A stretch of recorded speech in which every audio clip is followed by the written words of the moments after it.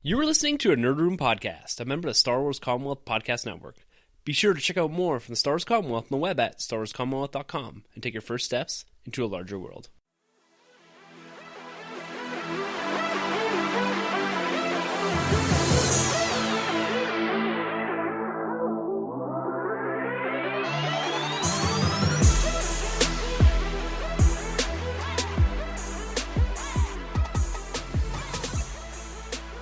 Hey everyone, and welcome to the Nerd Room, where we talk all things comics and movies. This is episode number 53. We're discussing Rogue One, a Star Wars story.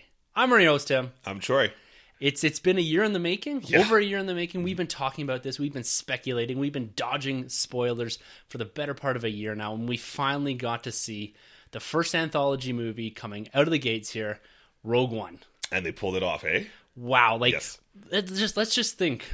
We're now going to get Star Wars films forever, every year. Mm-hmm. And this is becoming such an event style of viewing.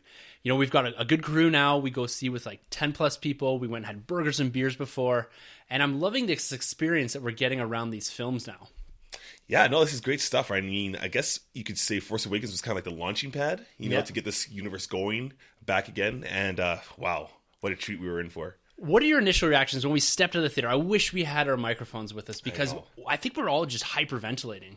Oh, I was lost for words. You know, the end of the movie, just the last act of this movie is like something I've never seen before, experienced before. Yeah, and I was literally on the edge of my seat from the opening sequence going forward. Like, I've never really felt like that. Even with The Force Awakens, I found myself a bit reserved. Like, I think I went in with these really lofty expectations, and I think they were met with The Force Awakens. But this, I went in with those same expectations, but a part of me was like, what if I don't like this? What if it's different? What if it changes how I view the rest of the original trilogy? Because The Force Awakens and the prequels, they did have effects on the original trilogy, but this one is on top of it. This one could have really changed how you viewed it.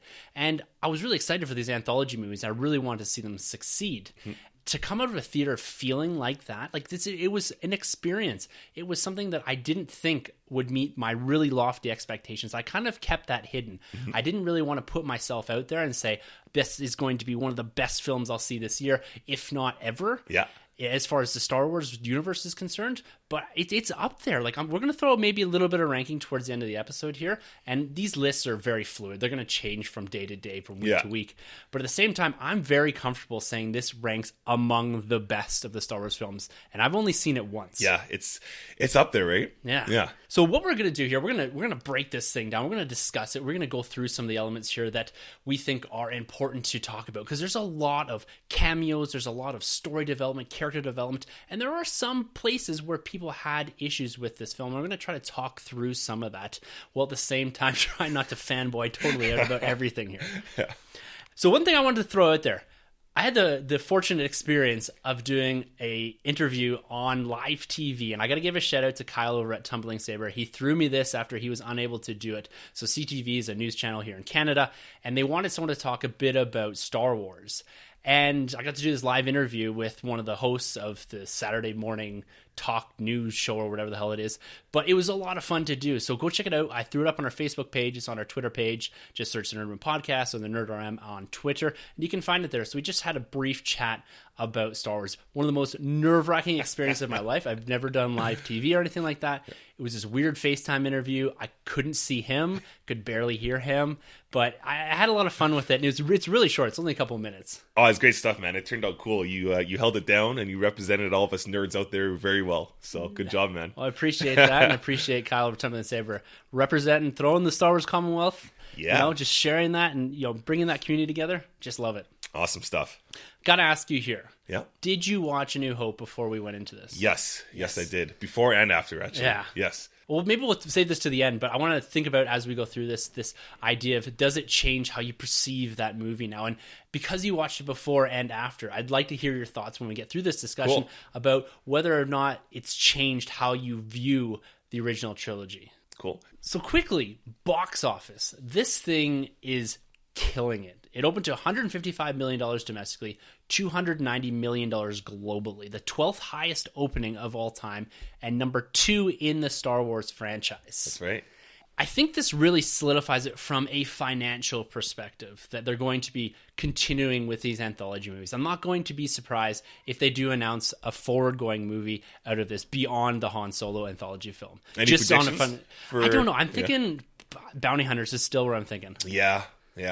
I don't. That just seems to be the way they're going. They have these type of ensemble casts, because with Han Solo, and we're kind of already on a tangent, but with Han Solo, I think it's going to be again a different film where the Empire is not the main antagonist, and we're also really boiling it down to a few characters. They had the benefit in this movie of, and maybe some people say this is where maybe it tripped over its own feet here, is that we had a larger cast, a lot of characters to focus in on, and they relied heavily on the original trilogy.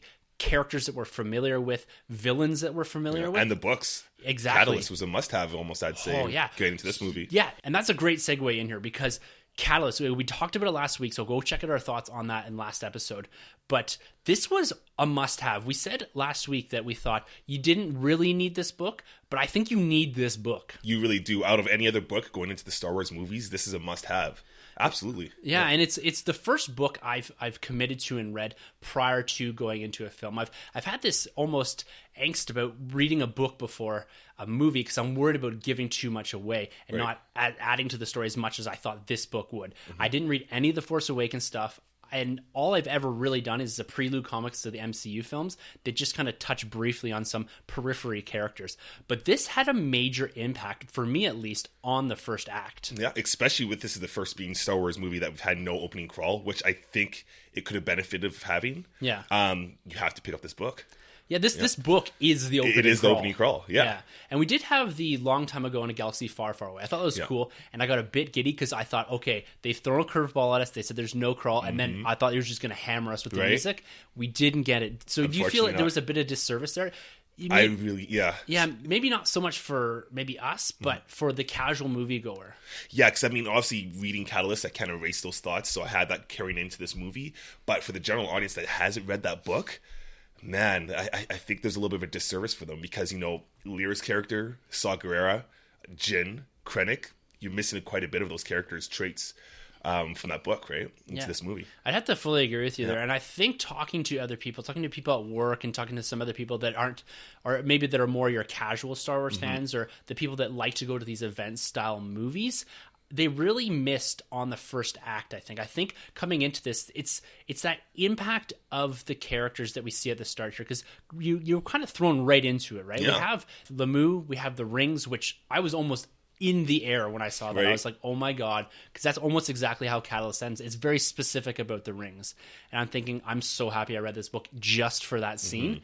And then we get into this whole sequence with Krennic, the Death Troopers, and Galen. Yeah. And everyone I've talked to that didn't read the book is really missing that aspect of, they don't get the relationships that we do see there. And it's a lot less impactful, I think. Well, it's the focal point of the book, right? Is that relationship between Galen and Krennic, and Lyra, right? That's a huge character, kind of a missed opportunity, because she is killed within the first 2 minutes of the film. Yeah, and it's the weight of her death that I don't think the general audience is feeling, because we knew she was going to be killed at the hands of Krennic, whether it was him or someone else. He was going to order her death, and I felt it happened really fast, which I was shocked at. It was almost like, because we spent the whole book, and there's this back and forth: is he going to kill her? Is he not? Is he trying to get rid of her? And he's gotten to the point where he's just like, okay, I'm done. Yeah. And I thought that was really quick. It was kind of a bit of a twist, I thought, on the character. Like, it was not so much out of character, but it seemed to happen really fast. He's trying to convince Galen. He's saying, we're going to bring you back. You know, your whole family can come. And he doesn't seem that he's going to actually kill Lyra.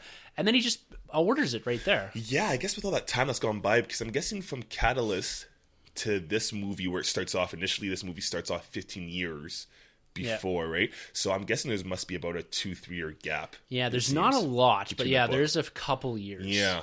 And enough time for them to get established on Lemieux, and they've got kind of all these protocols, they've got this house and all that. And Jyn has grown up a little bit since we saw her in Catalyst.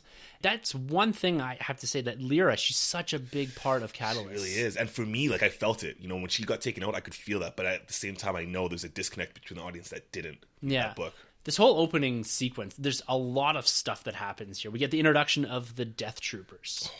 What did you think of these guys? My favorite troopers. Yeah. These are, I still like the Clone Troopers because I did get like 2 movies of them, but these are my number 2. I really like, and they can aim, they can shoot. Yeah, these guys are vicious. Yeah. The only thing I never really got with the Death Troopers, and I was waiting for an explanation the whole movie, was why are they with Krennic? Only Krennic. And there's about 6 of them or whatever, right? That's right. And you know what? Catalyst doesn't fill in that gap. But maybe we'll get these guys now in Rebels. Maybe we'll see the Death Troopers show up. That'd be pretty cool. That'd be awesome. There's actually an appearance of them in a recent Poe Dameron comic. Not of the troopers themselves, but of their helmets. No way. Yeah. Oh, man. So it's pretty cool. It's kind of in the background there. Yeah, so, nice. Yeah, I agree. I really love these troopers. The look is awesome. Their chatter is really cool. Right? And it's kind of a bit ominous, kind of a bit scary. So Krennic is on the planet to pick up Galen because he wants Galen to finish the work he started. And as we go through the movie, I find that they've slightly tweaked Galen's character from Catalyst. Yeah. So in Catalyst, he is working specifically on the Kyber crystals. He thinks it's this altruistic research program for energy, and they're kind of taking that and they're kind of shoehorning it into weapons. Yeah. But in this film, he becomes more of a lead engineer, it seems, on the whole project itself. And that's the impact that we see later on when we have the revelation from the hologram, right? What's your take on them tweaking that character a bit and maybe focusing a little less on the Kyber crystals? I think it's kind of a way they could cut out a lot of like the scientific like mumbo jumbo behind the Kyber crystals and the energy and the weaponizing. So I think that's just their way around it, because again, with people not reading the book, there's only so much they can do with that character, because we didn't really get much of Galen. No, not at all. No. And for the amount that he's in the actual book, I thought he was going to be leveraged a lot more in this film, especially having an actor like Mads Mikkelsen. Yeah. But at the same time, I feel, again, this comes down to reading Catalyst. I really appreciated what they did with Galen, even though he's a very, very minor character in this film. I understood that relationship between him and Krennic, because that's another thing, is that in this opening sequence, the banter between Ben Mendelsohn and Mads Mikkelsen is really good, but at the same time, you still don't get that weight behind the relationship. These guys knew each other from a young age in the Corps of Engineers together, and they grew up, and then you don't ever, I don't think, with Krennic 2, get that full feeling that he has the ability to manipulate. Like, that was a big aspect of the book, right? Yeah. Seeing this film through the eyes of someone that hasn't read this book is something that we're never going to experience. And for me personally, this book made this movie... It's a great movie nonetheless, but I think the understanding that I had of this, especially this opening sequence, I feel that book just made this whole thing shine a lot brighter. Well, it goes hand to hand, right? Yeah. It's like you basically pick up Catalyst, you watch Rogue One, and then you stick in A New Hope after, right? It's boom, boom, Those boom. 3, yeah. It's absolutely fantastic. And prior to Lyra being killed, she pops a Kyber crystal. Yes. Around Jin's neck. I love that, because she calls it out in Catalyst that one day you'll get one of these. Right? She does, and she holds that Kyber crystal right through Catalyst. And it's another great piece that's kind of pulled through Catalyst into this opening sequence. It's just go read Catalyst if you have not read it. It's the crawl. It really is the crawl. And the Stardust reference.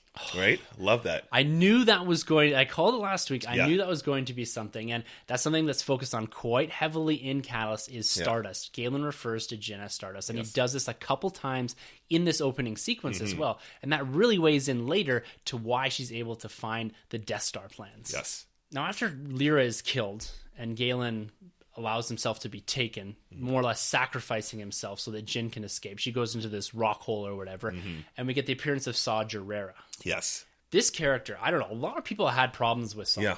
I loved this character. Yeah, you liked... So, going into this movie, because I know you don't have a background with the Clone Wars Saw Gerrera, right? How'd you feel with this character's speech, you could say? Well, so I went back and watched the 4-episode arc of Saw in the Clone Wars. Awesome. And so I had that experience there with him, and I think he's kind of like one of these original rebels, right? He's trained somewhat by the Jedi. Yeah, Anakin. People refer to him as a bit of a terrorist. And there's an interesting quote in that episode arc from Obi-Wan that we can't train almost terrorists, right? Right. And so there's some interesting interplay there, and they've kind of pulled some of that extremism through into Saw's character here. But when we get into the later scenes on Jeddah with Saw, and even in this early sequence, and there's some of it that's cut out from the trailers, right? There seems to be a longer discussion between Jyn and Saw when he pulls her out of the hole. But I liked his look. I liked how he sounds crazy. Like, he sounds like an extremist. Right. And the way Forrest Whitaker portrayed, like, this character, like, I think in the book, you don't get that same vibe from him. There seems to be a big change in that 15 years. Yeah. And it seems like you see it in the character with his legs chopped off and all that. But his voice, I love the voice. Yeah. And I love that he's like this extremist that the rebels don't really want to work with. They've worked with him in the past, but they need him now. Yes. Yeah. Yeah. It's funny. I really liked him in the Clone Wars. I liked him in the book. I mean, we did get to see that light side connection with him in the book and Jin, which I really appreciated. But in the movie, I like what they tried to do with the character. I just felt like he's executed kind of in a funny way, or maybe we just didn't get enough time with him. Yeah. His voice was hit or miss with me. In some moments, I'm like, I like it. And then some moments, it just felt, and Forrest Whitaker is an incredible actor, Oscar winner even, but sometimes it felt overacted for me. I don't know. Yeah, I was doing it back at my house the other day, and I'll stay away from it for now on. I really liked it. Yeah. Like, it's interesting because in the book, he kind of shows up towards the end, and there's not a lot there, but you do get that relationship between Saw and Galen and Saw and Jin. And it makes more sense to me that Galen would send a pilot to Saw with... Yes. So that makes more sense, right? Because that's exactly. another thing that's not really explored much, is that this idea that there is a previous relationship there, and there's that communication card at the end, the catalyst that is exchanged, and Galen trusts Saw, and that's why he sent this pilot to Jeddah to find Saw Gerrera, right? That's right. That aspect I like too. I was hoping we got a full circle with the character. Maybe we will see it in Rebels, because they have announced, thanks to you showed me that Saw will be appearing in Rebels. But I really wish we got to see an opportunity of him encounter Vader, because he feels like a complete flip of Vader. I mean, they're both damaged. Yeah, they don't have much left in them. Even the breathing, down to the breathing, right? But Anakin in the Clone Wars, basically created Saw Gerrera. Yeah. So I wish they got to encounter each other. Well, that's an interesting thought, because I think we could have had more Saw, but I'm happy with what we got of him. I think he played into the narrative very well. And stepping back and looking at his impact from the Clone Wars and now into what we're going to get in Rebels. Maybe we're going to get an expansion of the character and understand a bit more why he's gone towards this extremist branch of rebelling. And that's another thing that's explored a bit more in this movie, is the extremism of Rebels and how it's not this clean-cut, binary, black and white, evil versus good, right? We see a lot of gray in this film, particularly from one of our lead males in Cassian Andor. We see that from Saw Gerrera here, who is this extremist rebel who's, mounting this insurgency on Jeddah against the Empire, but the rebels, the Alliance themselves, don't want to work with this guy. Yeah, because this is the first time we get to see the rebels in a desperate situation. They're desperate, they're new, and we're seeing the rebels do things that we couldn't imagine them doing before. Even the guy that gives the commands to Cassian. Yeah, to execute Galen. Yeah, that's just something I've never seen or thought I'd see. Yeah, and it's exploring this whole morally gray aspect of war, right? We're down in the trenches. It's a dirty, gritty war, right? And they're doing what they have to do to get a foothold in here, because we're still not at a point where the Rebel Alliance has actually formed, right? Exactly. And there are still these cells that we're seeing build in Rebels. They're coming together here. They seem to have at least some sort of council. But at the same time, they have these independent factions that are doing what they want to do. And so this is the first time that we see, I think, the rebels come together in a big way. Yeah, I'd say so. Because, going off of Lords of the Sith, when I was reading that book, you had the Free Ryloth movement, which is basically Champs and Duelist crew, but they weren't affiliated with any other rebels. So this is a pretty cool take so far. Yeah, and it's the Rebel Alliance themselves, the higher-ups, that do order Jin to be rescued from this Imperial labor camp that we do see her in initially here. And this really shows the grit of Jin, is that she's being rescued, and then she immediately goes at the rebels that are rescuing her, only to be stopped by K2SO. Oh, that was a powerful scene when he just pulls her down, throws her, a little bit of like a WWE move, I guess I should say. Yeah, and this is all motivated by Cassian grabbing that information that there's a pilot that has defected, and it has a message from someone that has information with regards to this super weapon, this ultimate weapon that the Empire is building. It still whispers, right? No one really knows what it is.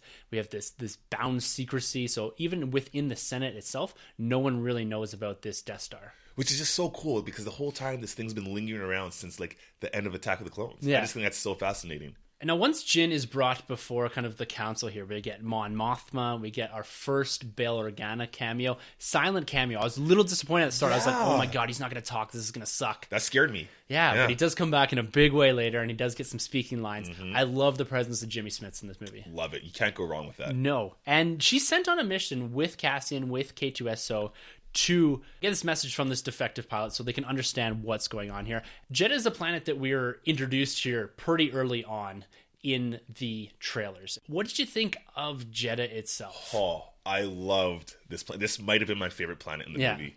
This is so cool. It's like Mos Eisley or Tatooine times 10. Yeah. That one character we're introduced to right away, that cool alien looking character. We were first introduced to him in Celebration. He works for Saw Gerrera. Yeah, he's one of his lieutenants or whatever. I wish we got more of that guy. Yeah. I really thought that guy looked cool. That's a tour I'd buy in 2 seconds. But yeah, Jeddah looked awesome. Just such a cool feel to that place. And the one thing that I liked about Jeddah was that it felt like it had a rich history with the Jedi. We do see the fallen monument, and it is this kyber crystal rich area. So the Empire is mining kyber crystals or stealing kyber crystals from the temple here. I love seeing this Star Destroyer above Jeddah, and that's one thing that Gareth Edwards does so well is scale. Yes, Like, yes, just- that's true. That's a good point. This whole movie is beautifully shot, but when you look at the scenes with the Star Destroyer above Jeddah, with the Star Destroyers with the backdrop of the Death Star, like, it's just gorgeous. Like, he's always done scale so well and made you appreciate how big things are. Like the AT-ATs. Yeah. Yeah. And I also loved how real Jeddah felt. That actually felt like most planets in Star Wars that this could work. Yeah. You know? Yeah, it had this buzz to it, and I love the mixture of, you have the Imperial forces, you have these rebel forces, you have the people that are just living on Jeddah. Just the locals, Yeah, we do get the cameo from the two dudes from Mos Eisley there. Yeah, the cantina in there. I think it's Punda Baba, and I can't remember the other guy's name. Cool. But I really like that. Did you think that was too on the nose? No, not at all. Not at all, actually. That worked for me. Yeah, I really like that too. And one thing that I can't really remember, so like a lot of Jeddah, at least the early scene here, is focused in around the pillaging of the kyber crystals, right?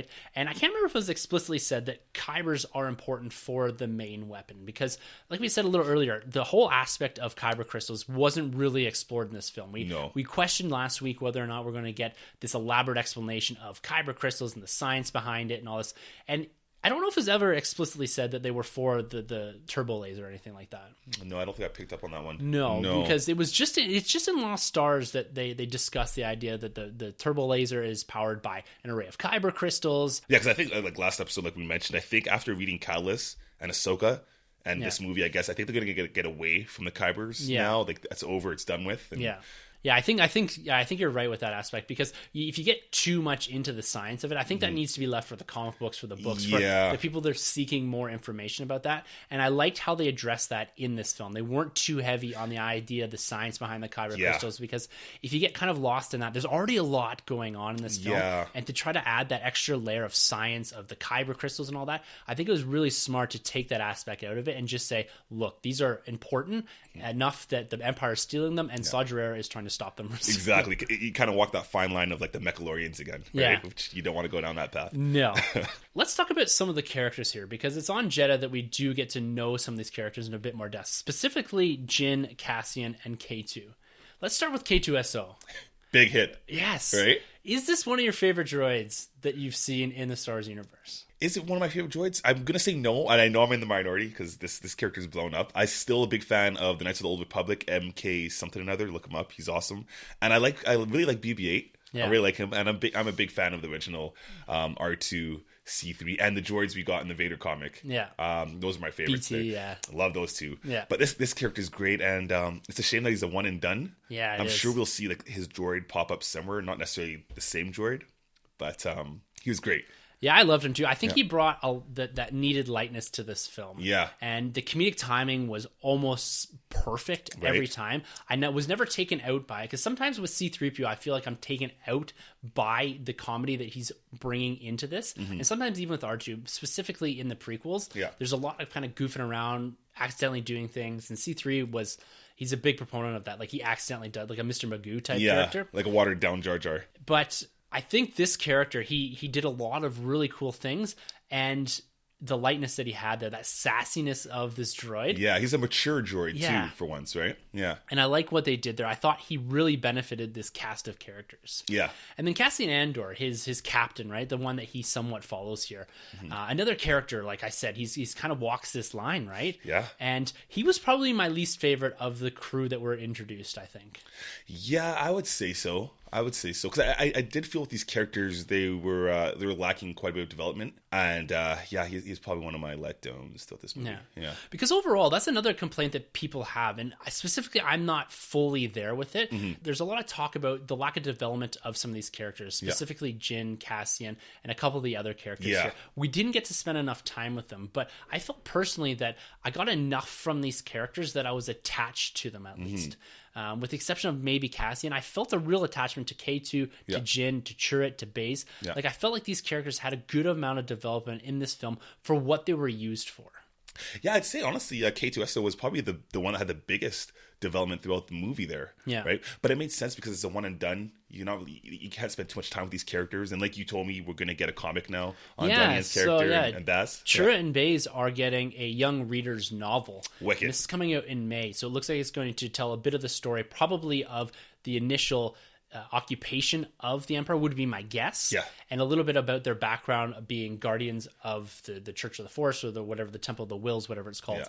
And I think it's going to explore a bit more of those characters. So a lot of these characters I think are going to benefit from comic book adaptations, from young reader novel adaptations, similar to what we got with Before the Awakening, because it's the same author that's doing that did Before the Awakening. So it might be a couple small stories focusing in on these characters and developing them a bit more going in. And I'm not saying that as giving an excuse for the movie for maybe not spending a little more time on these characters. Yeah. But the pace of this first act is breakneck almost. We see a lot of planets, we see a lot of characters, but at the same time, I feel like they did a good enough job making sure we understood who everyone was, what they were about, and going forward into the story, I felt like they produced an arc for these people that it kind of came around full circle with all of them. Yeah. Like, I never felt like I was left questioning why a character did something, or I never felt like a character wasn't developed enough that I didn't understand the motivations behind things. When Cassian did something that was a little below the bar, I got that. When Jyn, she kind of goes through this pace where she's not with the rebellion, but as soon as she sees that message from her father, she's immediately on the side of the rebellion now. She knows what has to be done. Yeah, which I liked, and I think she was written well. And Felicity Jones, again, like, she's an incredible actress, but she fell a little flat to me.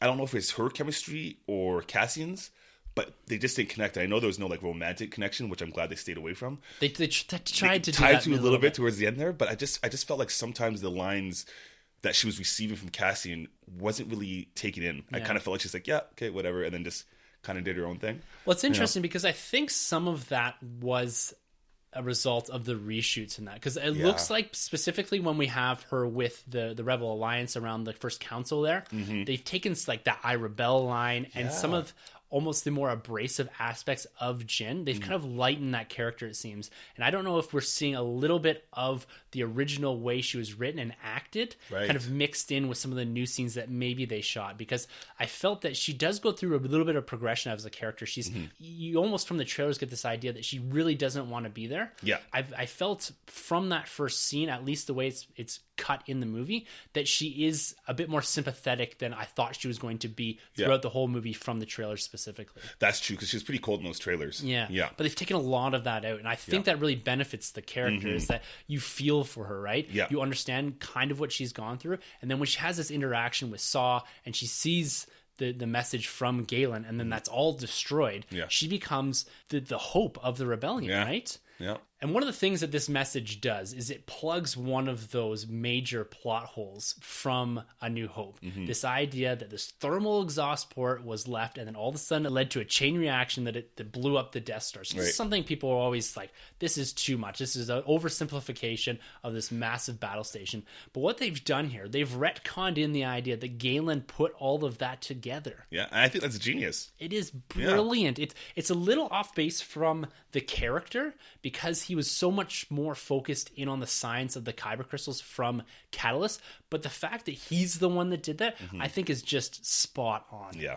I thought it was great. Yeah, and it makes so much sense, and it gives Jin that motivation, because that's when you see it flip, right? Yeah. In her. She sees her father. She hasn't seen him for 15 years. He tells her that he is this altruistic man. He's planted this in. He's been forced into completing the Death Star, because his idea, Galen's whole idea here, is that they're going to finish it with or without me. Yeah. Right? One way or another, they're going to find a way to complete the Death Star and rain havoc on the universe. This way, he implanted himself, he put himself in a position of authority, and then executed this plan. Yeah. I thought this was great. Yeah. Yeah, brilliant. A couple of the other characters here. We get Bodhi Rook, which is this defecting Imperial soldier here that Saw Gerrera captures. And he uses this really weird beast. Yeah, it's like a slug lie detector. Yeah, that was strange, right? That was weird. That's up there with the scene in Force Awakens with Han's ship there. That was weird. Yeah, it was strange. I felt that was the only thing that kind of took me out of this whole movie, was that I think they tried to shoehorn in a beast, because we needed a beast for the Star Wars movie, right? Yeah, you got to. Yeah. And I think they kind of put that in there just to kind of tick that one box. But it when I thought about it a bit more, it kind of made a bit more sense, because we have Saw. He's a bit crazy, a bit spun. He doesn't really trust anything that's going on. Even when Jin shows up, he's questioning whether or not this is a trap, right? And again, that comes into why I like Saw so much, is that he's this wily-eyed, crazy dude. He doesn't believe anything that's going on. It's almost, when he talks, it's almost like he's seeing like visions in that he doesn't quite believe everything that's there. Which is so cool, because I really want to see the middle of this character, right? From Clone Wars to Rogue One, what happened to make this guy just so crazy and extreme-like? Yeah, and I hope we get some of that in the Rebels, because they were just released today. Dave Filoni talking over a clip about how they've integrated Saw into Rebels. Forrest Whitaker's reprising the role of the voice. Man. Cool. And his voice isn't the same. It's not the same kind that's of... even better. But I don't know, man. I like the voice. I like the voice. That's cool, because I think you and I, way back in the Nerd Room, we've been calling it. We're like, if anyone's going to show up, it's going to be like Saw Gerrera or maybe Krennic, right? Yeah. So that's great. And then as all of this is kind of happening on Jeddah, we do finally pan up to the Death Star. So it's kind of floating above Jeddah. They're bringing the Kybers up to it. And we get the introduction to Grand Moff Tarkin here. A returning Peter Cushing, who's been dead since 1994. Apparently, yeah. What did you think, first of all, of the CGI? Because personally, I thought the reflection off of the window was all we were going to get when I first saw this scene. Yeah, see, that reflection off the window is all I thought we needed initially. And then when he turned around, I was like, whoa, because I don't know, like I'm a big gamer. And I pay a lot of attention to like the CGI and how it looks, and the minute I see those eyes start going doughy, it throws me off. And I found that, and again, I just watched A New Hope going into this, and Tarkin's not that tall, but he looked huge in this movie. He was towering, and I guess he's 6 feet. All right, a tumbling saber out there called me out, so that's great. But but he just looked beastly to me. But apart from that, the CGI was pretty great. This is the best we've gotten since Robert Downey Jr. in Civil War, right? It looked good. And you know what? This movie could not operate without Tarkin, especially after reading Catalyst. You needed this character in there. Fully agree there, man. Like, the rivalry between Krennic and Tarkin that we get in Catalyst has to carry through to this point, because we do have Tarkin governing the Death Star in A New Hope. We needed him in this film. Yes. More than just hey, I'm here at the end. Right. I'm Grand Moff Tarkin. I'm here to take over the Death Star. The aspect in Catalyst that's heavily focused in on is this rivalry and them stabbing each other in the back and kind of going back and forth. And the CGI here, like, I agree with you. The first couple of scenes I was thrown off a bit, like a bit of that Uncanny Valley type thing where it's like, I kind of can recognize that, and I know that this isn't real, but as the film went, I got more and more into this character, and I loved the speech. When he says, "You may fire when ready," towards the end. That's, like, I'm sure they've just clipped that right out of A New Hope, but I friggin' love that. Love it, right? And the thing is, because, going into Catalyst, seeing the dynamic and the relationship between the two, their bantering, going back and forth, I love it. And then in this movie, I want to like it, but again, because he's CGI to the max, it took me out of the important scenes between Krennic and Tarkin, because I think Krennic, Ben Mendelsohn, is just great. He's so cool, like the villain that he plays, and just the fact to see that he's putting so much effort to make this Death Star, and Tarkin's like, yeah, it's mine.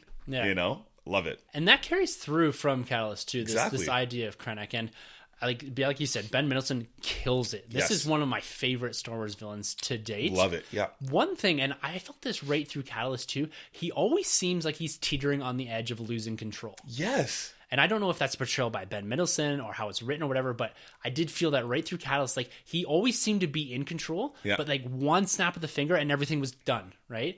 And we see this, time and time again in the film, is that he's got a full grasp on the situation, and then all of a sudden it's out of his hands. Yeah, and you see that escalate to I think the final scene between him and Tarkin, when he just kind of loses it, when Tarkin does say, yeah, I'm going to take, pretty much the rights to this Death Star, and then he turns his back and just kind of yells at him. Yeah. And no one can deliver that line the way he does, like Ben Mendelsohn. Yeah. Yeah, perfect casting. Yeah, absolutely fantastic. And that's like strung right through here. The casting, just fantastic. Yeah. Like down to the voice of K2SO. Like every character in here just was portrayed so well. And when we're up here in the Death Star, we do get the first testing of the Death Star. So up and through Catalyst now, we have not had a full test of the Death Star. I thought it was strange that it was upside down. I didn't quite get what was going on there. Yeah. Or how that happened. Like, I don't get the physics of it all. Right. But what did you think of the idea of the Death Star firing prior to Alderaan? Like, because we're made to believe through the whole OT that the firing on Alderaan was the first time it was fired. But when I went back and rewatched A New Hope, Tarkin does say we must demonstrate the full capacity of this battle station. Yeah. And as soon as that clicked in my head, I thought to myself, well, they've never demonstrated, they've never blown up a planet. And that makes perfect sense why they've just blown up Jeddah. Yeah.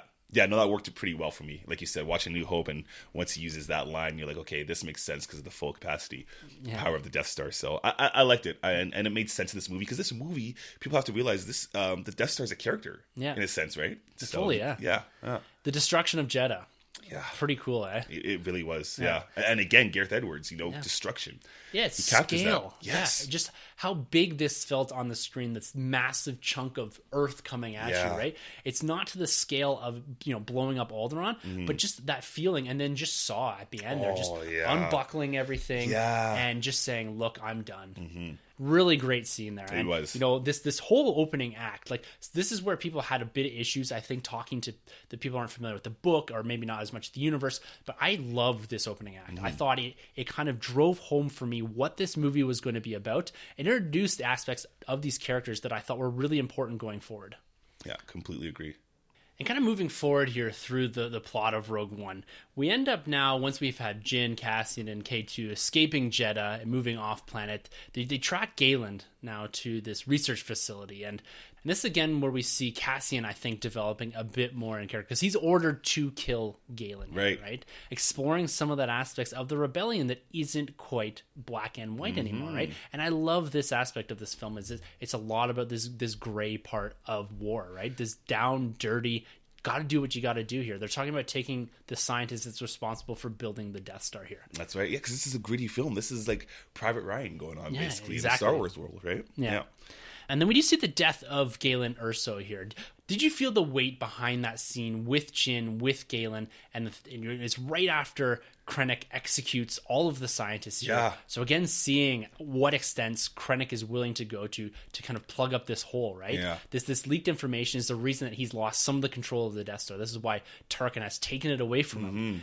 For me personally, seeing Krennic go at these scientists like that, it's so in line with his character from Catalyst. Yes. Because he's done this a couple times before with scientists. It's just executing these scientists, stopping the leaks at their source here, or what he thinks are the source. That's right. Did you think Krennic was going to kill Galen at any point in this film? Through the whole Catalyst book and through this whole movie, I never got the feeling that Krennic was willing to kill Galen. I think he thought he was too valuable to Krennic, right? This was Krennic's ace in the hole, right? Yeah. Through all of Catalyst and through into this movie, the reason the Death Star was completed, under the direction of Krennic, was because Galen Erso. Yeah. I never got the feeling that he was going to kill Galen. He did the same thing in the book, right? He made threats towards Galen. He took away Lyra at one point.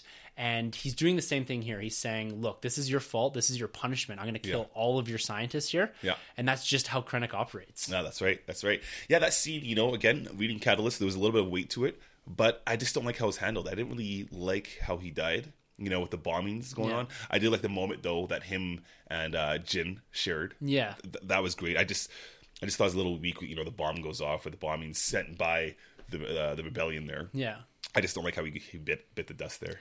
Yeah, I kind of liked the fact that he was kind of a casualty of this war. That's true, yeah. And the fact that we do get to see some X-Wings and some Y-Wings and that kind of flying through there, bombing this facility. Yeah. And the fact that he was not killed by Krennic, I think, is important. Yeah. And the fact that he was killed by the rebellion, because this is at a point where you could think Jyn could go either way now. That's Her true. father's been killed by the rebels, by accident nonetheless. Yeah. And she does figure out that Cassian was out there to execute her father, right? So she has all the reason in the world to not trust in the rebellion, to not go forward with them, even though she has this knowledge buried in her head, right? That's right. About this weakness, about getting these specific plans. And she's the key to all of this. And I think that really is a testament to the character development, that they don't really stray from her line of, this is what I have to do. My father has sent me down this path, and this is what she's meant to do, I feel. And they play a lot with this idea of hope in this film. Like they almost hit you over the head with it. They do.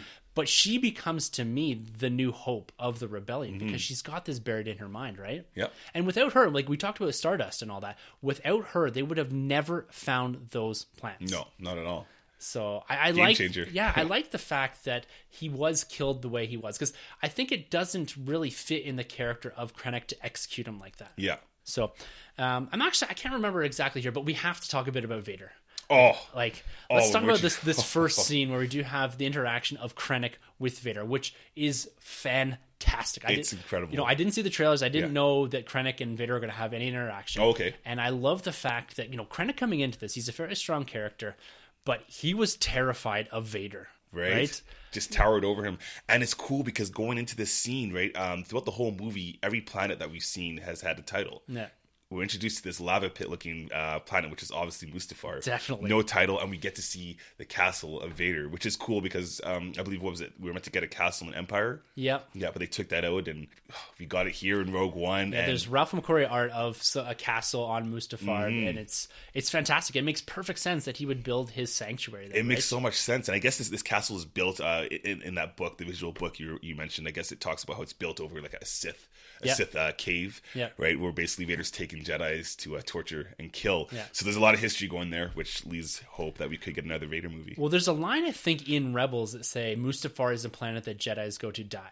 Yes, season 1 to Kanan. I think Kanan's references that. Yeah, and that's a direct to Vader's taking them there to kill him. Right? Exactly. Yeah. And then the opening scene, we kind of skipped ahead there a bit, but him in the Bacta tank.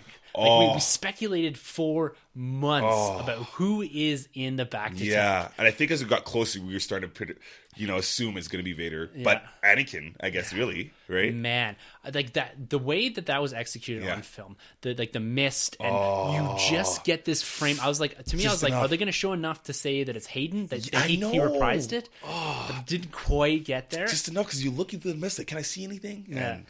I didn't know if they're going to, I really thought they're going to show a little bit more of his face in that, but I think it was so perfectly executed, because, through some of this, you get a little bit of like slasher type villain from this, right? He's always in the mist. He's kind of always behind dark. He's clothed in the shadows. It's, I think it was really cool. And you do see that, he doesn't have any of his limbs on there. Nope. And it seems like he needs to be taking these Bacta treatments to keep himself alive, even though he's got all this cybernetics attached to him. Yeah, that's right. I guess he does need that to stay alive. I just think it's so interesting for the character to, live on this planet where he's basically born. I mean, Vader was born basically on Mustafar, right?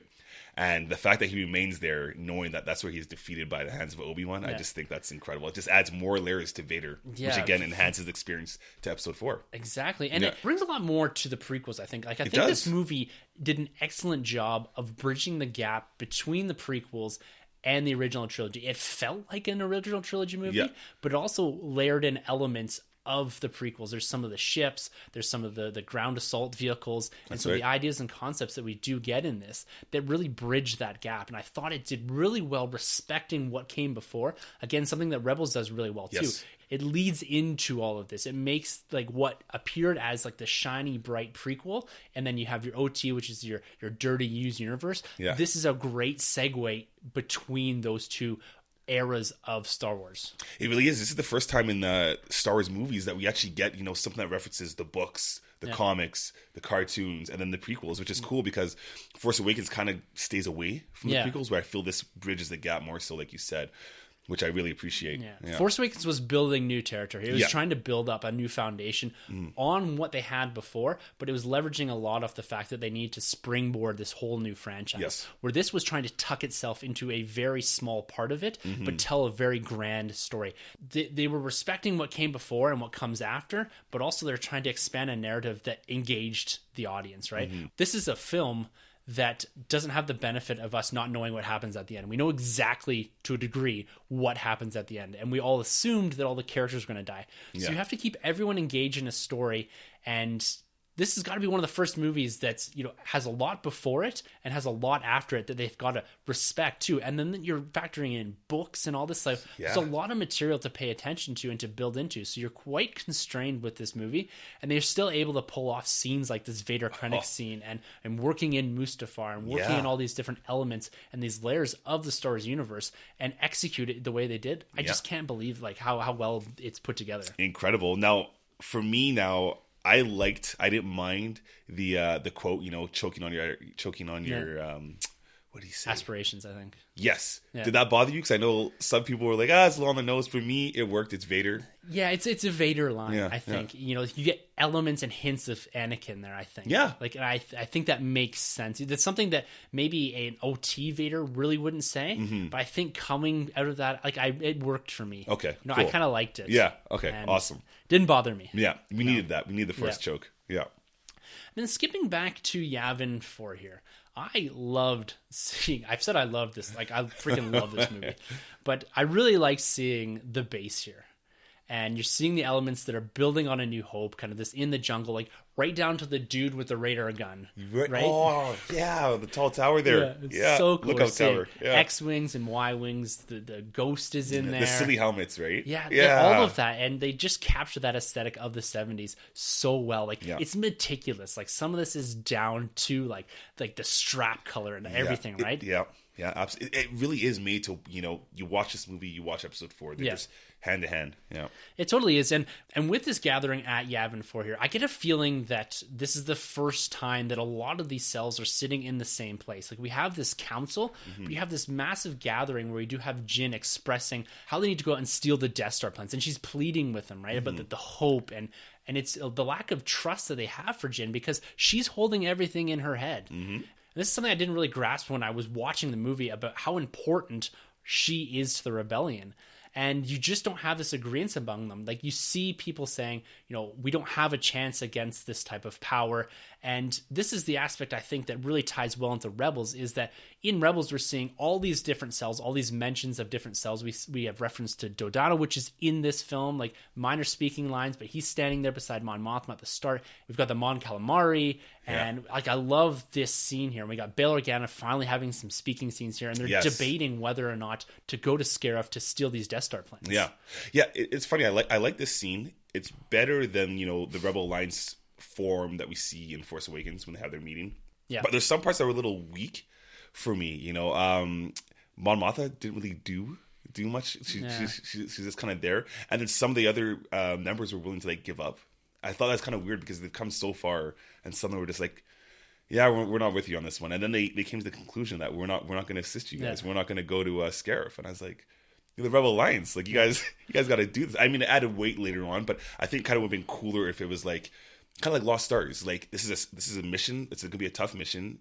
A lot of you guys aren't going to make it out, but you take this upon yourselves to get it done. And I think that does happen in Lost Stars, and these guys know what they're in for. They're not going to make it out, and they go in there and they do what they do, and it kind of adds more weight to the battle and to the members, whereas opposed to this was a complete 360 from that. So it's interesting because maybe it's because I've only seen it once, but I like this aspect that they did seem to not be a cohesive unit yet, because that makes sense to me coming out of Rebels, that they're still just different cells that are slowly coming together, and Mon Mothma is still referred to as Senator, and Bail Organa is still referred to as Senator, and from the books like Lost Stars and that, you get this idea that he's always been a bit antagonistic towards the Empire. So you get the feeling there that he understands what's coming, because they haven't gone to full outright war, and this is described in the crawl, the opening text to A New Hope, and even in Lost Stars it's mentioned of this is the first battle of the Rebel Alliance versus the Empire. This is the start of the Galactic Civil War. So I do like that aspect, that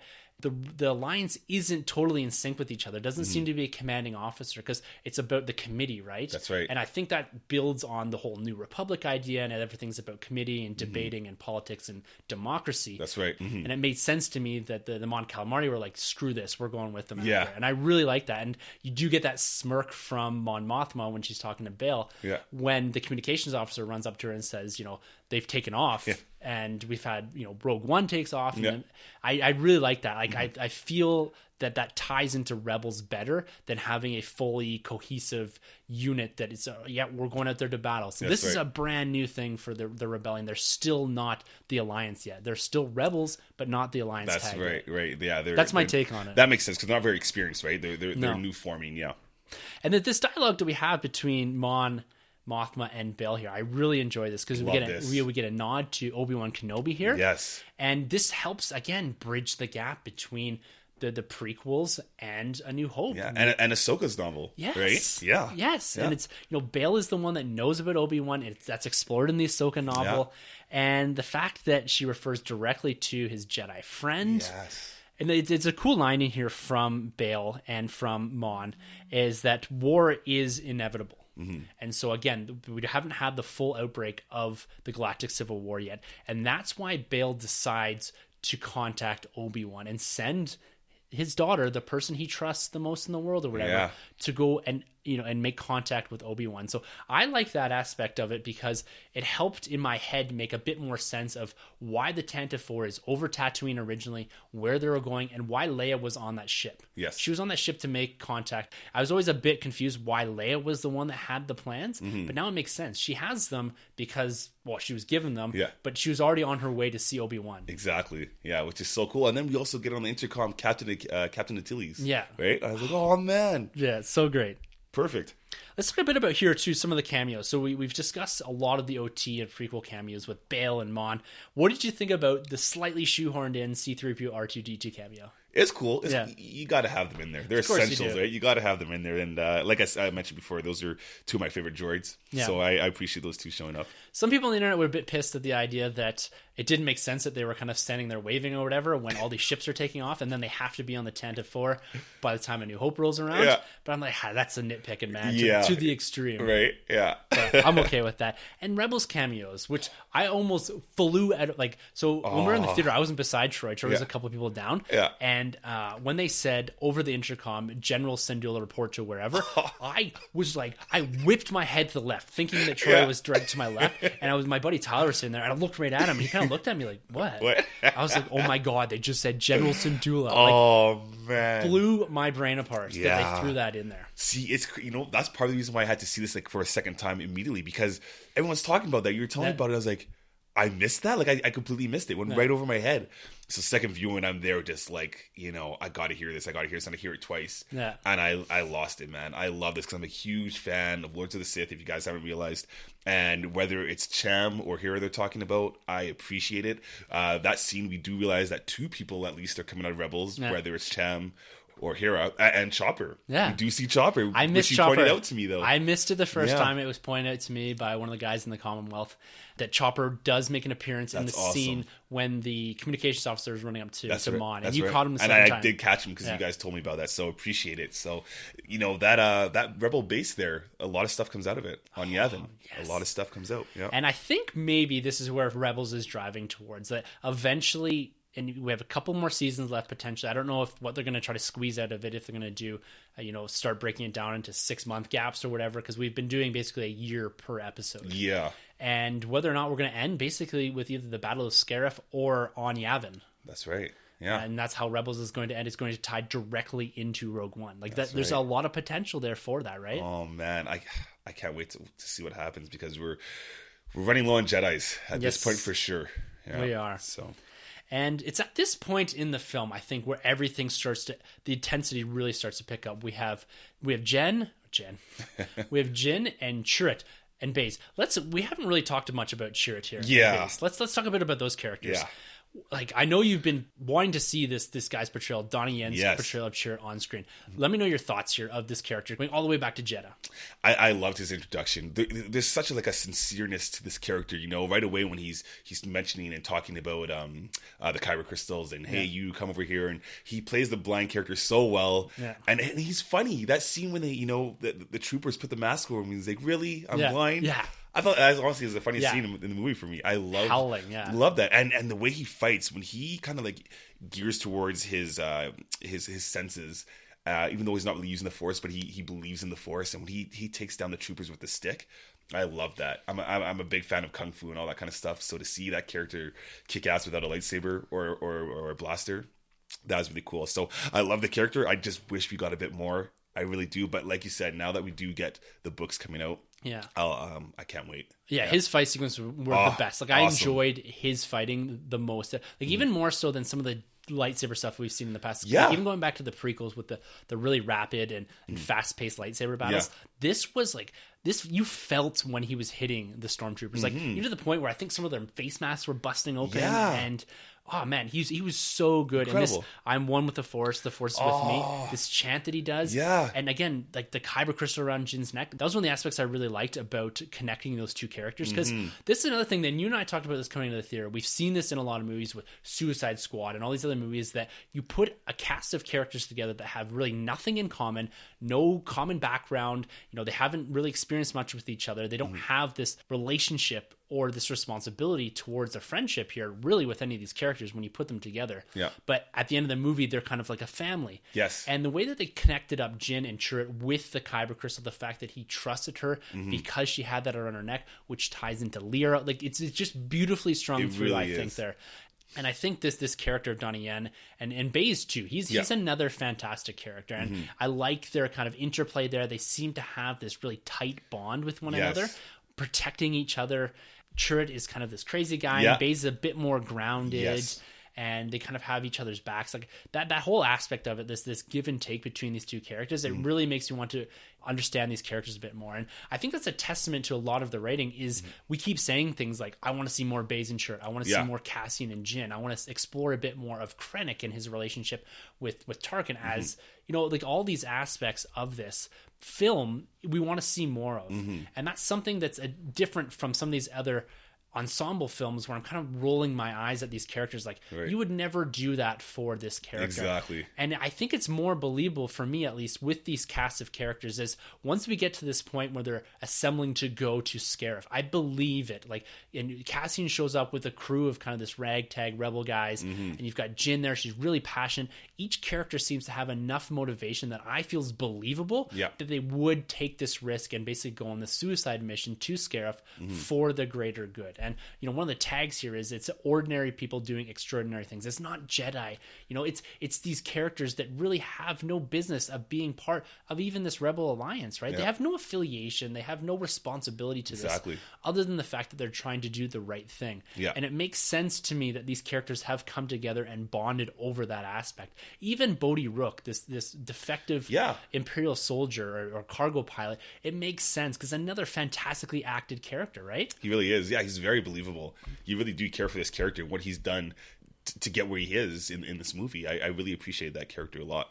Actually, I think he's actually kind of underrated. He doesn't actually get enough talk throughout this movie. I think that's really a common good. thing here. Yeah. Again, I'd like to see a comic book exploring a bit of Bodhi's background. Like, Marvel does this great thing where they do 5-issue arcs on characters and focus in on a certain aspect of them. And I think a lot of these characters would benefit from that. Like, you take Bodhi Rook and you explore him in a 5-issue arc where he's part of the Imperial Force, and you understand a bit of why he becomes disenfranchised with the Empire, because it's something that's explored in Lost Stars as well, right? What makes him defect? Yes. That's the big question, right? And and you can listen to this and say that I'm giving a lot of credit to the idea that we could expand here and it's not done in the film. I think I'm saying that because I love the expansion and growing with the Star Wars universe as a mega Star Wars fan, or as on CTV they called me, Star Wars super fan. Yeah. But to me personally, I think that's just because we're so involved in the universe and we like seeing the expansion of characters, and we have the ability to see the expansion of these characters into different media types. But is the film weaker because of that? I'd still say no. Yeah, see, for me, It kind of is, and I get why they did what they did, because you really can't give backstory to all these characters, right? But that's the thing with Force Awakens. I feel like there is more, covered with these characters. Like, we don't really need. I mean, you've been reading Poe more than I have, but do we really need a Poe comic? I mean, we got a good idea of the character in that movie in the first place, but it's a bonus that we get content more of him, and then the young readers book for Finn and what have you. I just feel like Force Awakens, those characters were more likable and more fleshed out, as opposed to this. But it's different times too, because this is like a gritty, darker movie. It's serving a different purpose. It definitely is, and I agree with some aspects there, but I feel too with Force Awakens, a lot of your main characters like Chewie, Han, you get into Luke, Leia, you understand these characters, right? And you're really focusing in on Force Awakens on two characters with a side character of Poe, because Poe is in the start and then disappears, right? That's true. You're really focusing in on Rey and Finn, and you spend a lot of time with these two characters. Where this movie doesn't have the time to benefit each individual character, and whether or not that makes the ensemble weaker. You take one of these characters out, and I don't think you still have that same cohesion. I think you need each one of these characters because they do something very specific in the film. But at the same time, I don't. It's hard to say, because I like all the characters and I like what they do together, and I think you remove one of them, and it becomes a different feel to the movie. You're relying on a different character to do something that maybe isn't within their arc, right? It's an interesting thing to debate, because I think it's something that maybe some of this is going to change when I do see it for a second time, and I'm still in this kind of twilight, this honeymoon phase with this movie, and I'm seeing a lot of this through my wide-eyed, like, oh my god, we're getting another Star Wars film here, and maybe I'll come a bit more down to earth and realize some of the holes and flaws in this, because every movie has them, right? And every movie does, and like, you can't do everything perfectly, but I think the way a lot of this is executed is spot on, top notch. Let's get, we've been already going over an hour here, but let's get into the ground assault here on Scarif, and the introduction of things like the U-Wings and the TIE Strikers and the Scarif Troopers, the AT-ACT, like all these elements coming together in probably the best ground battle since Hoth. Oh yeah, definitely, absolutely. And director Gareth Edwards, he did say in an interview that when he was young, he loved Empire like the rest of us, but he loved the scene in the trenches. Oh, cool. Of when they're, when you do see the AT-ATs on the horizon here, and he really wanted to expand on that. And I really do see a lot of those elements built into this ground battle scene. I love what they've done here. It's such a cool setting, because we've never seen these characters in a setting like this before. No, this jungle setting, we do see each character has their moment. Chirrut has his moment where he goes out and pulls the handle. Bodhi has his moment with the big cable and all that, and hooking up the satellite, and Baze has his moment. So big time, and he kind of flips and fully, because he seems to be again one of these characters that was a guardian and then that wasn't, and that didn't really grasp the lost Force. The faith somewhere along the lines. And he kind of really moves into that after the death of Chirrut. It's just this whole sequence. It's just fantastic, and you get the X-Wings flying in at one point, and then like again, we're seeing atmospheric battles here, something that we're not really used to. Like we've always seen the X-Wings up in space, and now having them contrast against like this beautiful beach setting and all that. Yeah, because we saw for 2 seconds of Force Awakens, but it wasn't enough, right? No, I guess that's right. But it wasn't enough. It was pretty small. Yeah, and that was one of my favorite scenes in Force Awakens. When you have the X-Wings gliding along the water there. And throughout the sequence, we get like the introduction, like I said, of the U-Wings and of the TIE Strikers. What are your thoughts of them never really appearing again? Like, are you okay with the fact that they introduced like the Scarif Troopers and the hover tank drivers and the U-Wings and the TIE Strikers? And so they're adding elements to the universe that aren't present in the OT, so it makes kind of that leap a bit harder to believe. Yeah, it is kind of weird. I mean, it's a good way to sell toys. But I guess the only way we could save is they lost a lot. They lost a lot of men and women during this time in the movie, but it is a little disjointed, right? Yeah. I think it's something that for every Star Wars movie, they do have new troopers introduced. Yes. And I'm a sucker. Like, I've got them all lined up here on our podcasting here. Like, and I'm always going to be a sucker. Like, the one thing I asked for Christmas, I want the TIE Striker Lego set. Oh, man. So I'm really into all this. And I think in my head, and I do this a lot with Marvel Comics, is that you make up ideas in your head why the U-Wing isn't present. Maybe it's more of a troop transport or something like that. The TIE Strikers are maybe some sort of test, or maybe they only fly in atmosphere better, right?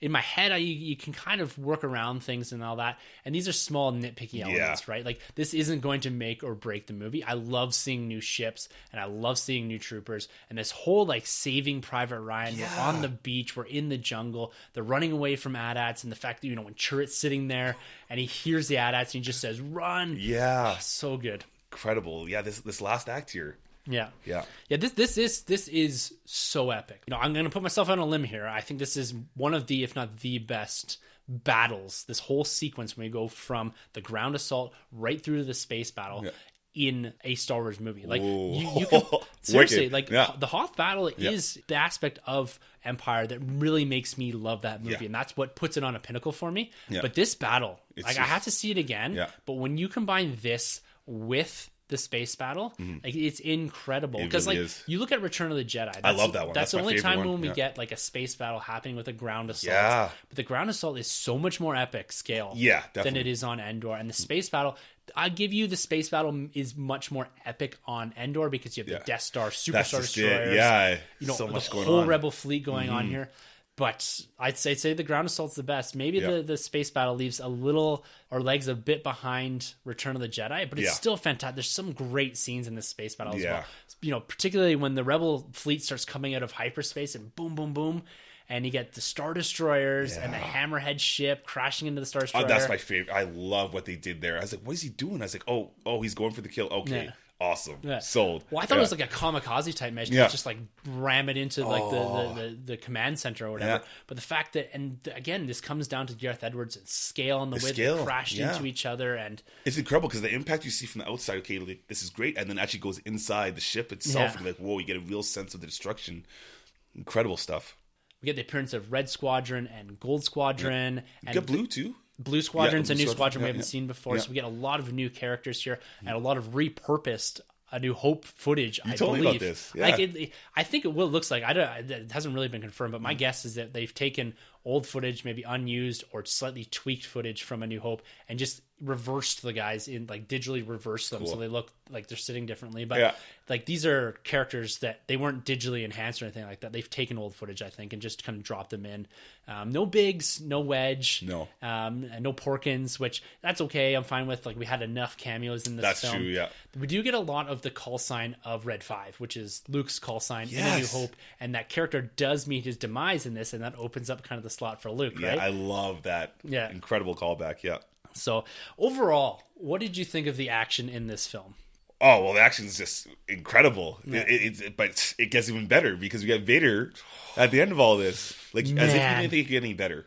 No, the red lightsaber lights up. Let's quickly just get through this end so we can sequence here, where we do have Jyn obtaining the Death Star plans with, you know, the code Stardust, which I friggin', like, I don't want to say I called it, but I friggin' called it.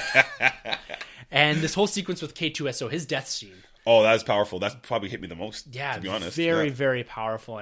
And the fact that he sacrificed himself, and he's not a character that you fully get that he would do that, but when it's happening, you're like, this makes perfect sense what he's doing here. And that's why I think he had the most development, because he's a complete 360 from when we're first introduced to the character to the end, right?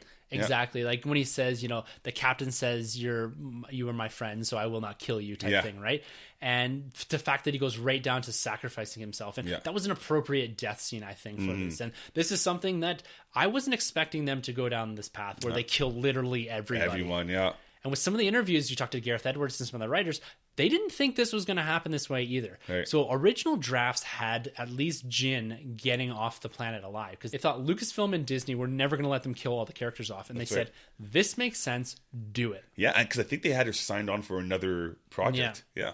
Maybe voice acting for something, or they thought they actually were going to get her off that planet. Yeah, do another kind of like Rogue 2 or something like that. But we do have this final confrontation between Jyn and Krennic. I think it's really appropriate to have these two finally facing off here. You know who I am. You know, I'm Jyn. Like, it's really cool to see that aspect, that Krennic is seeing his demise in front of him, and it's the daughter of the man that he kind of put all his weight behind. And you know, he had the opportunity to kill Lyra and to kill Jyn a long time ago, or send them away. This is the woman that, you know, forces him into his demise. He thinks that the Empire's victory is inevitable, but at the end of the day, it comes down that, like, this face-off is great. I love how this ends. And ultimately, he you know, he's destroyed by his own weapon. Right. it made a lot of sense for me. I get it. I do wish there was an Imperial death amongst Imperials. Like, I really do wish he was taken out by his own men. I wish, he failed and Vader was the one to choke him out. Yeah. I'm lacking just one of those kind of moments, whether it's with Jin, or sorry, whether it's with Galen or with Krennic. I see what you mean. But it made total sense, right? Yeah. It's a complete circle, It made sense. So yeah, it was, I think, well done. And this end sequence was probably the aspect that was changed the most from the trailers. I went back and watched some of the trailers, particularly the first teaser trailer that we got. Okay. And most of those scenes aren't in this finished film. Yeah. Particularly when we have a scene where Jin, Cassian, and K2 are running across the beach, and she has the plans in her hand. Yeah, the big box. Yeah, and they're getting shot up by the AT-ACTs. Yeah. And then there's the scene where the TIE fighter kind of floats up when she's walking across the communications tower. On the bridge. Yeah. Yeah, and you told me that you heard that Gareth Edwards addressed some of that. Why that wasn't in the film. Yeah. He initially took it out because he felt like it would have been like a repeated scene from what we had earlier, where the AT-AT got taken out with the rocket, and then got taken out by the X-Wing, right? Yeah. So he didn't want to repeat the scene because initially he had the TIE fighter come up, it's about to shoot Jin, and then an X-Wing came and took out the TIE fighter, so he thought he'd scratch that so they're not repeating the same kind of scenes. And I actually like that choice instead. I agree with you too. And there's some cool scenes too with Krennic like walking through the water onto the beach that wasn't in the film either. The cape with the white gown. Oh. So they've changed some of those elements. It'd be interesting to see if we do get some deleted scenes in that. But I think it benefited the movie. Like, I have no idea what they're going to do before, but I think killing all these characters made the most sense. And we have this kind of really nice scene at the end where Jin and Cassian kind of kneel down on the beach here, and they're enveloped by the order of Tarkin here to destroy the compromised planet, right? Yeah. Well, and it just makes sense because it adds more weight to New Hope, right? Because we kind of take everything for granted when we watch New Hope, and now we're like, wow, like these people sacrifice themselves to get these plans over to the rebels, and it carries a lot of weight. Whose death did you feel kind of most emotionally drawn down by? I would have to say K2SO. Even though he wasn't my favorite character, I feel like I was drawn towards his death the most because he had the biggest turnaround to the point where he made me care for the fact that he was going to be taken out. And he's just a droid. Yeah. Right? So, I'd have to say K2SO. How about yours?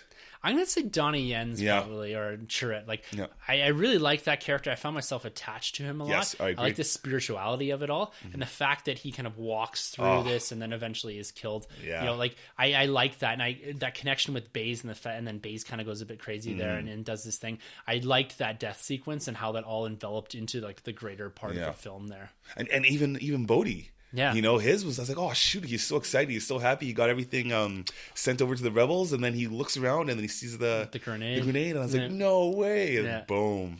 Poor guy. And it was a quick sequence. Like, it kind of started happening on top of one another, all these deaths. Yeah. And so it was a lot to take in, and, like, you didn't really have time to recover from Bodhi's death by the time you got the Chirruts and then the Bazes and then K2SO, and then you get into the Krennic scene and then Jin and all that. So there's a lot to take in there, and they kind of tying up a lot of these bows really rapidly. Yeah. But to me, it still kind of flowed pretty well. It did, and they all kind of connected because I think Baze looks back and he sees an explosion from Bodhi, and then that sequence continues, which I thought was shot incredible. Yeah.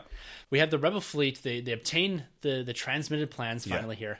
And they begin to flee. And they flee directly into the Devastator, which Tarkin had said, don't worry about it. Vader's going to take care of all this. Yeah. And the Devastator shows up and starts demolishing the Rebel fleet here. And the fact that the ships are going to hyperspace and crash into the Devastator and all that, I freaking loved this scene. Like, it was just so spot on because it was one of those things that Tarkin did mention Vader, and we didn't know if we were going to see him again because we weren't aware of any more of these scenes that do show up here. Yeah. And the fact that he shows up in a big way and then he says, mount a loading party, we're going on board. And then holy fucking shit. Right. Like, I know we're a clean podcast here, but it had to be said, man. Like, this scene is something else. When the trailers were dropping, I was always worried that I was going to see something like this where you do hear Vader breathing and then you hear the lightsaber light. Yes. Sorry, hold on. It's all good. My wife just texted me and wanted to know if I wanted the Rogue One glasses. Oh, the white ones? Yeah. Nice. Do it, man. They're sick. Sorry, interruption here. The fact that we get this scene, like, I'm still almost taken aback by it, that we have Vader black. You hear him breathing, and then the saber ignites. Oh, my goodness, man. This sequence is incredible. Yeah. Like, I need to hear it. You are Lords of the Sith. Yeah. Vader down. We saw stuff like this in the comic books. Yes. But to this extent that we're seeing this on... This is the only time we're ever going to see this on film, I think. Is Vader going Lords of the Sith, just full on Vader here. Yeah, it was incredible, man. Like, I was terrified. I was terrified just as much as those rebel troopers were, because I see this guy lights up the lightsaber, and not only is he deflecting the blasters, he's using the Force with the other hand. Yeah. He's throwing one guy up in the air, he's slicing the other one. This was a Vader to the max. This is the best portrayal we've ever seen of the character. Hands down, it's the best sequence I've seen, not just in any Star Wars movie, maybe in any movie. Like, I put the airport scene pretty high up there from Civil War. This scene right there for like 90 seconds might have just captured it all and taken it away, because this was just fantastic. He was terrified, and to see the effort that these troopers are making to get the Death Stars, it's like a baton that they're passing down, and Vader's just going through them one by one effortlessly, right? It's cool because this isn't like a lightsaber battle. This is a god walking amongst like ants. It truly is. Like, and this is the scene that everyone talks about. Like, everyone was blown away. My buddy texted me today and said, "What is the book that you and Troy were talking about after the film with Vader doing this?" Like, yes. And I said, "Lords of the Sith." I said, "Get the audiobook." I haven't read the audiobook or listened to the audiobook, but get it. Troy says it's incredible, and trust in Troy when it comes to Vader, because like, he is the man when it comes to this. And like, this scene is something like I can't even explain it using this is just visually, just sitting there watching this. I was blown away. One of the aspects that some people have issues with is the fact that he should have been able to grab the Death Star plans with the Force there. Yeah. What are your thoughts on that? For me, I was just so engulfed with the moment. I couldn't even care less, because like we mentioned before too, like, going into New Hope, something has to go down because Vader is pissed, right? And this scene just made sense. But you mentioned to me your processor, and I really like that idea that Vader is one way, right? But Anakin has been one, like you've mentioned before, that he kind of gets distracted in combat, much like Mace Windu. And this character just goes off, and he doesn't even care about the plans at this point. No, he just wants to annihilate everybody in his way. And I think they just killed it. And that's the way I see it, that Anakin isn't focused in on the plans right now. He's focusing on killing everyone in his path. And like, he's got guys shooting at him and all, like, he's still trying to defend himself at the same time. There's like 15 guys in front of him or whatever. And he's throwing like the blasters in the air and all that. And I like the fact that they're so terrified. They get, and they're trying to open the door, and they're screaming, and eventually they pass it through. And like that, there's nothing you can say about that scene. Like, that is the best scene in the film, one of the best, if not the best scenes in Star Wars. Yeah, and I agree with you. Yeah. This is probably one of the best scenes on film, right? Because it's terrifying. This is like Terminator and Aliens. It's like slasher. And he's just coming after you, and there's nothing you can do. Did you get enough Vader in this film? Like, would you wanted more? Like, after seeing this, like, we're going to get anything beyond this, really. But did you want more Vader after seeing this sequence? Like, did you wish that retroactively we could have seen more Vader maybe interacting with Krennic or Tarkin or something to that effect? Yeah. For me, I'm a huge Vader fan, so I'll obviously say yes. But again, this works in the film, and you got to do what works for the film, right? Whether it's a character or not. So it made sense what they did. We got just enough Vader, and Vader always works well best in these doses, much like Rebels, right? We didn't get a whole season full of Vader. We just got doses of him. And much fully like this movie, it works the best this way. But you don't think we'll get a Vader film, eh? Ever? No, I think this is the last time we're going to see Vader like this. Right. Like, I don't think there's any other... like, maybe they could go back. You never know. I think the Jedi Purge. Yeah. The Jedi Purge right after Revenge of the Sith. It'd be a great way to see him, get used to his body and annihilate the Jedis, because that's another story out there that we haven't been told yet, right?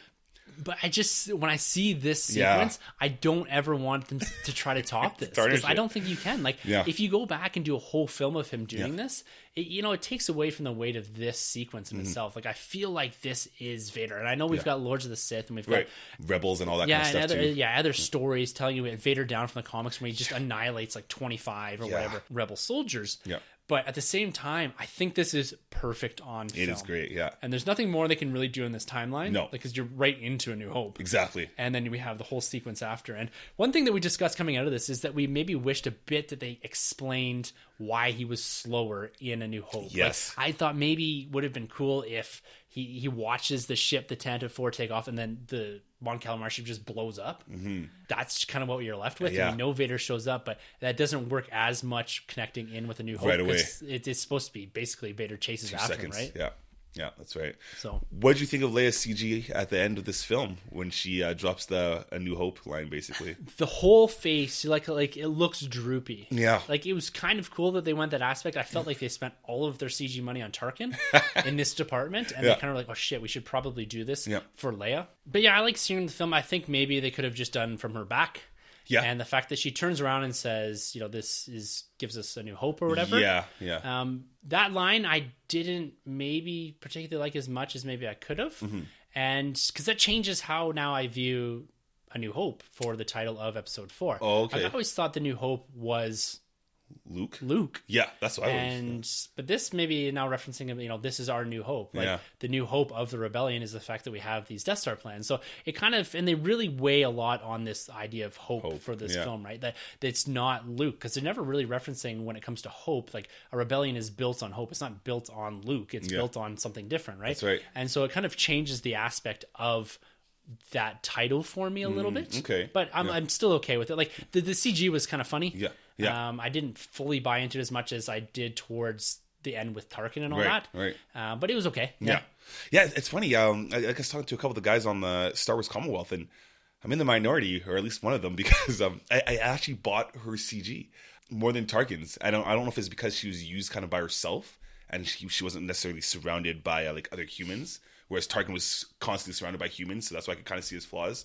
Where she was just kind of in the white, but all around, I think they did a great job with the effects here. The shots, the CG in general. I thought they did a pretty good job. Well, and they didn't have to do any of this, right? They didn't. They could have went down the simple path of reflections and hoods and all that type of thing. But the fact that they committed to this, like, I think that's really a testament to what they were trying to do and how well they're trying to tie into this universe. Because you can do all that. They did that in Revenge of the Sith with Tarkin, right? Really far distance. Yeah, you got the cheekbones. Yeah, you got this makeup. It didn't really look like him, so you get this idea of that Tarkin's there. Yeah, and as a younger Tarkin, so you can kind of play with it a bit more. But this, they just went full on with it, and I really appreciate what they did here. All right, man. That's a long discussion about Rogue One. I think we could go into a ton more depth. I'm sure we missed a few things here, like the fact that C2B5 wasn't in this film. Yeah, that's right. A character this astromech that I have a Funko Pop of in an Elite series. And there's a lot of Easter eggs probably that on a second, third viewing that we're going to see. And there's a lot of aspects of this film that I think we're going to be talking about for a long time. I want to go back and revisit a bit of Catalyst and understand a bit more of some of this interaction, some of the stuff that maybe I didn't pick up on as much that might bring a bit more weight to some of the characters that we do see in this film. But all in all, what are your final thoughts on this film? Yeah, you know what? This film was great. I love it. Do I like it more than Force Awakens? I don't, but that's because there's also anticipation behind that movie. The score let me down big time. This is the weakest Star Wars movie we've had for the score. Michael Giacchino, I believe his name is, the guy we had about a month to do it. Apart from that, this movie was great. Like I mentioned before, one of my weaknesses in this movie was the character development, but the overall story and the Death Star itself and the presence of Vader, it's a win-win for me. Where I mark it with the other Star Wars movies, I'm a funny guy here, but Empire's number one, obviously. And then I love Revenge of the Sith. I know people are going to kill me for this one, but I like Revenge of the Sith. And then I'd probably put Force Awakens, and then I'd throw this movie right there. Yeah. How about yours? I'm dying to hear yours. Well, overall, for the film here, like I walked in this with really lofty expectations. And for me, I said this right when we walked to the theater, this far exceeded them. Yeah. I have a lot riding on the Star Wars universe. I love the continuity. I love collecting. This is a big part of my life. And this is something going into The Force Awakens and going into this movie. My wife is always trying to calm my expectations. She doesn't want me to be let down by something that I've put a lot of time, effort, and love into. Batman vs. Superman? Yeah, I'm not so much in love with that. Go back all those episodes before you hear me take that apart. But this film delivered for me everything from the aesthetic to the color palettes to the characters. Like the cast is fantastic. I might be still in the minority. I think the characters are developed enough that I'm attached to them. And the CG is flawless and all this. Like I can't tell if they used a mechanical droid or if it was K2 was all CG. Like it's flawless. Yeah, because there's a lot of practical too with the CG, right? Yeah. And the space battles and the sequence on Jeddah and the sequence on Scarif, like all of this really envelops this movie into something that I hold among the best of the Star Wars films. I love how it bridged the gaps here. And I'll agree with you. The score was one of the weaker points. The score I find is often a character within a Star Wars film. Big time. And this fell short of that. And it was something that was there, but I never really noticed it. And so coming into a Star Wars film and not noticing the score tells you something a bit about the score. If I had to knock the film a little bit, it is the score. But at the same time, this movie just has so much. Like, I think if you're a Star Wars fan and you're in the lore, you're very invested in the property, you get a lot more out of this. I found myself giddy on the edge of my seat for the majority. It's like the amount of times I swung my head to look at Troy, or I had my hands up on my head or over my mouth, or like through my hair or whatever. Leaning in. Yeah. Yes, I was just wanting to take in so much of this movie, and I'm looking forward to my second and third and getting more out of this, because I think with The Force Awakens, as I got more and more into the film and as I watched it more and more times, I got more out of it. I liked it more and more each viewing, and I think this is going to be that. And yeah, they did a lot of fan service, but it wasn't over your head. Like, I didn't feel like any of it took me out of the film. It engaged me more as a Star Wars fan. Yeah. And I think every aspect of this is just so expertly executed that I don't really have much bad things to say. There's a few nitpicky things, but overall, high recommend for me, Star Wars fan or not. Check this film out. Yeah. Get Catalyst. Yeah, watch this movie and stick in episode 4. Catalyst is a must for this. Like we said last week, you don't really need it. And I know we coming back around to this idea of it. We need this, right? As far as my ranking goes, Empire still sits up there. Nice. Then I'm going to put Rogue One. Wow. That's cool, though. That makes a lot of sense right now. I'm still, like I said, honeymoon phase a bit with this. And gotta let it marinate. Yeah, and then I'd put in A New Hope, then Force Awakens, Return, Phantom Menace, Attack of the Clones. Sweet. Sorry, Revenge is in there after. I did say Revenge of the Sith. Yeah. No, sorry. You said Return? Return, then Revenge. Oh, okay, cool. So, yeah, it's like, whoa, Phantom Menace, that's high up there. No, Phantom Menace is second from the bottom. But, I appreciate all the films for what they are and what they bring to the universe. But this one's sitting really high up there. It's amongst those, and this is like a fluid list, right? Like I think that this may change as my second viewings. I may rock around with different films depending on what era I'm sitting in. But and what era you put these movies in, because they enhance different movies after a while, right? Yeah, definitely. And coming back to the question I asked at the start.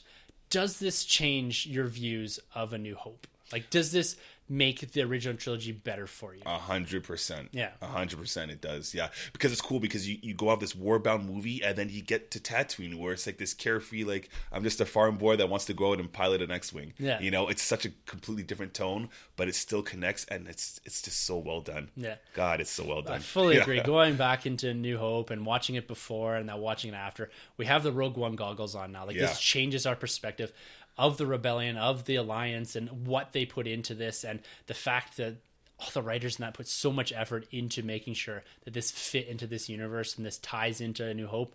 It makes this universe just that much better. Like, I love it no matter what, but this just keeps elevating with The Force Awakens and now Rogue One. Yes. I'm looking forward to the future of Star Wars here. Yeah, we're in good hands now. I'm actually looking forward now to I'm looking forward now to the Han Solo movie. Yeah. Like, these anthology films could be pretty cool. Yeah, we're less than a year away now from Episode 8, so let the speculation begin. Yeah, and the title will probably drop after we're done airing. Yeah, exactly. Always happens here. So as we depart here, so this is, it's been a freaking pleasure talking Rogue One. I can't wait to dissect this a little more. And as we go through here on the podcast, we're going to be talking probably more Rogue One as new things comes out, as things surface, as we see this movie again and again. I want to revisit this discussion maybe a couple weeks down the line, and as we've had time to think about some of these ideas and these aspects and expand on some of the ideas that are brought forth in the various podcasts, because we are part of the Star Wars Commonwealth, and all of us are talking Rogue One this week, and I haven't listened to all of them. I listened to, I think it was Rogue Squadron podcast and X-Wings, kind of out of the gate, out of the theater, kind of non-spoiler. Yeah, I saw that. Thoughts and ideas of the film. Yeah. And now I'm going to go and listen to their thoughts and opinions, because I'm really interested in what they have to say. So go check out Tumbling Saber, Talk Star Wars, Generation X-Wing, Skyhopper Podcast, and Rogue Squadron Podcast, and see what those guys have to say. Do they agree with this? I don't know. But it's great to have the different perspectives. A lot of those guys are coming from different generations. So we do have this big generational gap between some of us, in that the OT is their movie versus the whole broad spanning kind of people that love the prequels and people that grew up with the prequels more. And kind of you have Troy and I that are kind of sitting in between of that. So it's kind of an interesting kind of mix and spectrum of Star Wars fans that we do have across here. Absolutely. And guys, we'd love to hear your thoughts too. Am I crazy for having, Revenge of the Sith on my list so high? Let us know. Do you like Tarkin? Did you not like Tarkin? Let us know. I'd love to hear you guys' thoughts and what you overall thought about this movie. Yeah, hit us up on Twitter. Our handles at the end of the episode, or hashtag enter the nerd room. You can get us at thenerdrm@gmail.com. You can get us on YouTube or Facebook. Just search the Nerd Room Podcast and leave your comments, questions, whatever there. We'd love to discuss that a little more. Always.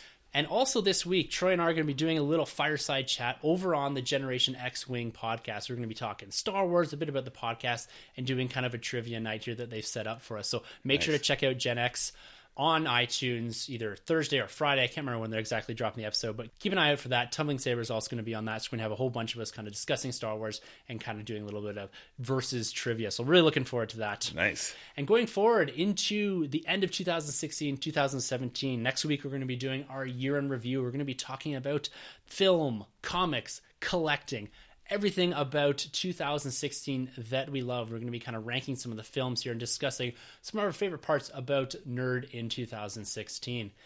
Week after that, we're going to be doing our most anticipated of 2017 episode, talking about some of those more trailers that have dropped recently. War of the Planet of the Apes, the new Fast and the Furious, all these huge trailers that are dropping for our summer blockbuster season. We're going to be talking about what we're looking forward to comic book wise and film wise and collecting wise in 2017. Yeah, be prepared. We're going to be right back into more comic book action after this winter break, right? So we're going to have episodes right through the holidays here. Oh, yeah. And we, from the Nerd Room, want to wish all of you a happy holidays, happy new year. We're going to be back here next week, but we'll be through Christmas and all that. So wishing you and your families, a very Merry Christmas, happy holidays, happy Hanukkah, all that kind of stuff. All that good stuff. Have a safe holidays and don't put too much alcohol in that blue milk, guys. Yes, Keep it safe. Stay away from the blue milk. But yeah, thank you guys again for listening through here for a year in the Nerd Room, and we look forward to 2017 expanding on all of this. And make sure to go check out the Star Wars Commonwealth, all the podcasts there, StarWarsCommonwealth.com, and SW Commonwealth on Twitter. Follow that and see what everyone else has to say about Star Wars. So really looking forward to it. We're in good hands here. We've got 2 solid movies out of the gates. Yeah. And it's going to be a hell of another year with Star Wars coming into Episode 8. And look out for our speculation coming probably right out of the gates here. Yeah. All right, until next Thursday for the Nerd Room, I'm Tim. I'm Troy. And thank you for entering the Nerd Room. This has been a Nerd Room podcast production. You can find our hosts, Tim and Troy, on Twitter at TheNerdRM and Troy TheBoy87. Don't forget to subscribe to the Nerd Room on iTunes, Facebook, and YouTube. Just search the Nerd Room Podcast. Be sure to head over to StarWarsCommonwealth.com to find other podcasts on the Star Wars Commonwealth Podcast Network, including Talk Star Wars, Generation X-Wing, Tumbling Saber, Rogue Squadron Podcast, and the Skyhopper Podcast. Follow the Star Wars Commonwealth on Twitter at SW Commonwealth and take your first steps into a larger world.